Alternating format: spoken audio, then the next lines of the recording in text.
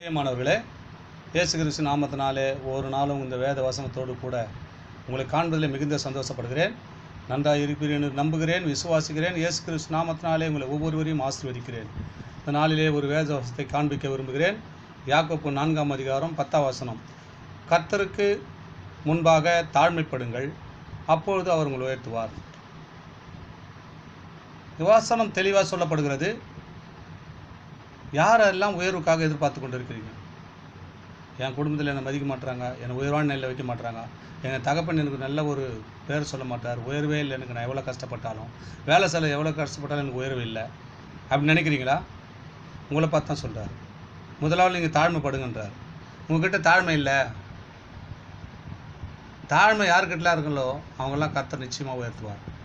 தகப்பன் எடுத்த ஒரு தாழ்மை வேணும், சகோதரத்தில் ஒரு தாழ்மை வேணும். நம்ம எங்கெங்கே போகிறோம் நமக்குள்ளே தாழ்மை வேணுங்க. நமக்குள்ளே தாழ்ந்ததை நம்ம ஆலயத்துக்கு போகிறோம், ஜெபிக்கிறோம், ஆராதனை செய்கிறோம், வேத வசனத்தை வாசிக்கிறோம். ஆனாலும் நம்மளுக்குள்ளே தாழ்மை இல்லைன்னா கர்த்தர் ஒரு நாளும் நம்மளை உயர்த்தவே மாட்டாருங்க. 40 வருஷம் சர்ச்சைக்கு போனாலும் சரி, நம்ம அப்படியே தான் இருப்போம். ஆலயத்துக்கு போனாலும் நம்ம அப்படி தான் இருப்போம். புரியுதுங்களா? எந்த மனுஷனாக இருந்தாலும் சரி, தன்னைத்தானே தாழ்த்த வேண்டும். அப்போது உனக்கு தன்னால் உயர்வு கர்த்தர் கொடுப்பார். வேலை ஸ்தலத்தில் நீ பாட்டு தாழ்மையாக வேலை செய்தீங்கன்னா ஆண்டவர் முதலாளி பேசி உன் உயர்வுக்கு பொசிஷன் கர்த்தர் கண்டிஷனாக கொடுப்பாருங்க. வேலை ஸ்தலத்தில் பொசிஷன் கிடைக்கும், குடும்பத்தில் ஒரு உயர்வு கிடைக்கும், எல்லா காரியத்திலும். திருமணம் வாங்கி மருமகள் வந்திருக்கலாம், ஒரு பொறுப்பை மாமியார் கொடுத்து கஷ்டப்படுவாங்க. நீ எப்படி இருக்கிறன்னு சூழ்நிலை தெரியல, உங்கள்கிட்ட தாழ்மை இல்லை. ஆண்டவர் தாழ்மையை கற்றுக் கொடுக்குறார். நீங்கள் தாழ்மைப்படுங்கள், அப்போது உங்கள் உயர்வு தன்னால் வரும். ஆண்டவர் தாழ்மைப்படுவது தான் கர்த்தர் சொல்லுகிறார். தாழ்மை உள்ளவனுக்கே கர்த்தர் கிருபை அளிக்கிறாராம், பெருமை உள்ளவனுக்கு எதிர்த்து நிற்கிறாராம்.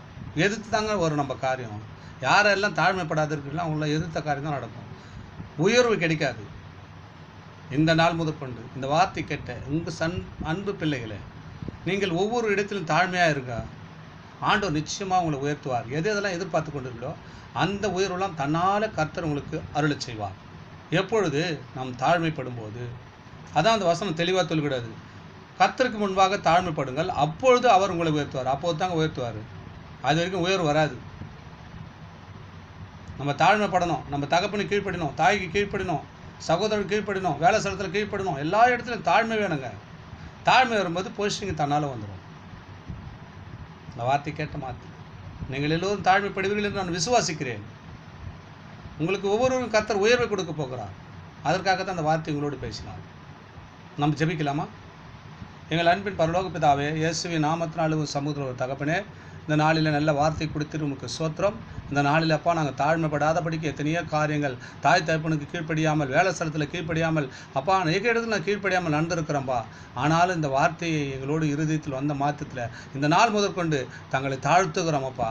அடிமட்டமாக நாங்கள் தாழ்த்துக்கிறோமப்பா. எங்களை நீங்கள் உயர்த்துங்கப்பா. எங்கெங்களை உயர்த்தணுமோ அங்கெங்களே எங்களை உயர்த்த முடியும் ஆண்டவரே. முதலாவது எங்களுக்குள்ளே தாழ்மை வர வேண்டும் என்று யாரெல்லாம் நினைத்து கொண்டிருக்கிறார்களோ இயேசுப்பா, இந்த நாளில் அவர் உள்ளத்திலே போய் தாழ்மை என்ற குணாசலத்தை அவர்களுக்கு அருளச் செய்யும்படியாக நாங்கள் ஜெபிக்கிறோம். தாழ்மை வரும்போது தேவன் அவர்களை உயர்த்தி மகிழ அவர் வல்லவராயிருக்கிறார். ஆமேன், ஆமேன்.